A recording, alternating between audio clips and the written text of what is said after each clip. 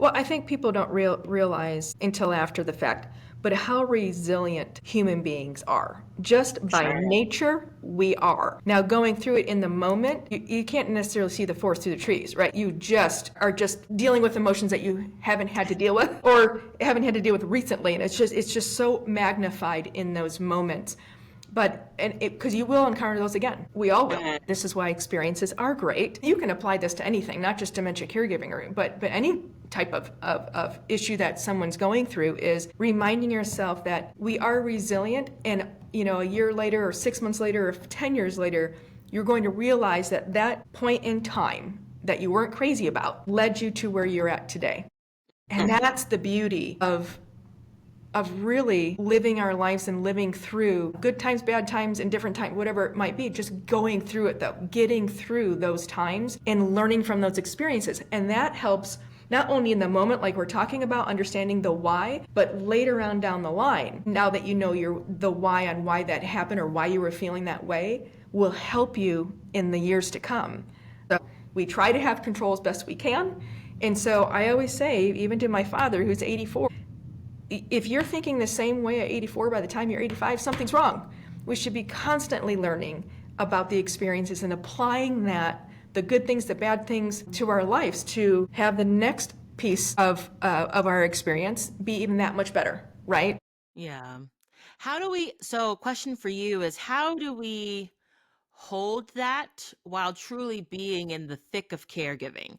And I think what I mean here is, I logically understand that. But when you are under the stress of managing the care of a terminal illness, you're balancing caring for your own kids, you're trying to work full time, you don't really know how you're going to pay for X, Y, or Z. Like, life is tight and it's hard, and you really don't know what is next. And so you're in the thick of it.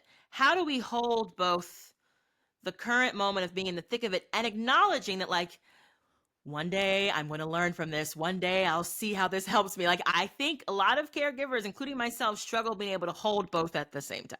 Absolutely. And again, I think this is applicable just to life in general when you have 15 things going on and you're just, I don't know how to do it, right? And there is no manual on how to do any of this. There just isn't. And so a couple things come to mind is the best you can if you have any form of support, a person that you trust that you can talk to. And I think that's really important, whether it's someone that you know or someone you don't know, whether it's a therapist or a support group or someone, it's helpful because sometimes, most of the time, all the time, at some point, you just want to scream and say, oh my God, I don't want to do this anymore. I live it. I just don't want to do it. Right? And then you hit back in place for a moment, like, okay, I let it go. Of course, I'm going to do it because I love this person. I want to do this.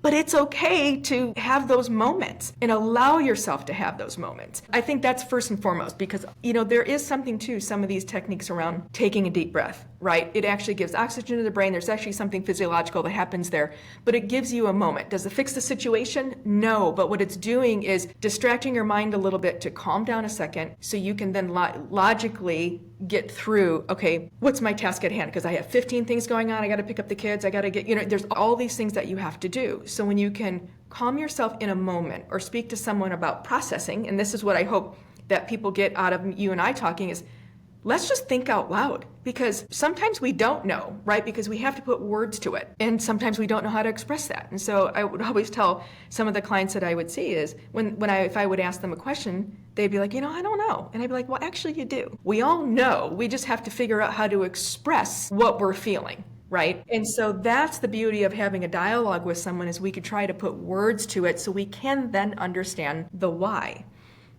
Going back to your question around how do you, when you're in the thick of it, is taking whatever moment you have, and there could be very few, maybe you're going to the bathroom. I don't know what that moment is, but when you have that moment, is trying to understand, again, calming yourself and say, okay, I'm doing this because if I don't, I'm going to feel guilty, I'm going to feel angry, whatever the feeling is, acknowledge it, know your why, and then you can better prepare or better manage the situation. I don't know if that answers your question, but let's keep snowballing here, because I think this is an incredibly important discussion. I think you did. I think what I took away is, like, even though you feel like you have no time and things are overwhelming and you can't see beyond the moment, it's actually like there is going to be a moment where you have to go to the bathroom, or you're going to, have to get some water. Like, you have to commit to taking, even if it is 5 minutes to slow down and either process with someone else or like name the things out loud or just give yourself the space to acknowledge whatever it is you're feeling so that you can get down to doing the one specific thing to kind of move through. Like that's what I took away. But I think the biggest thing is like there's power in acknowledging where you are, but also processing it with someone else to put some language to what you're feeling, experiencing. Because when you do that, you then can like at least feel like you can make a plan to tackle it, is what I took away. Was that a later? No, it was because it goes back to what you were saying earlier when we were talking about grief. Like if you only knew that you were actually grieving, that would have helped take some of that edge off. Yeah. And I think that's just it. It's just understanding that the feelings that you're feeling and where they're coming from and acknowledging that.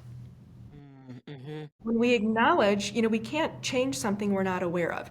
So when we can acknowledge something, that gives us at least a crack in the door to be able to be like, okay, I got it. Now what can I do about it? Now it doesn't mean it's going to be, everything's going to be rosy because you're aware of something, but it gives you the opportunity to adjust.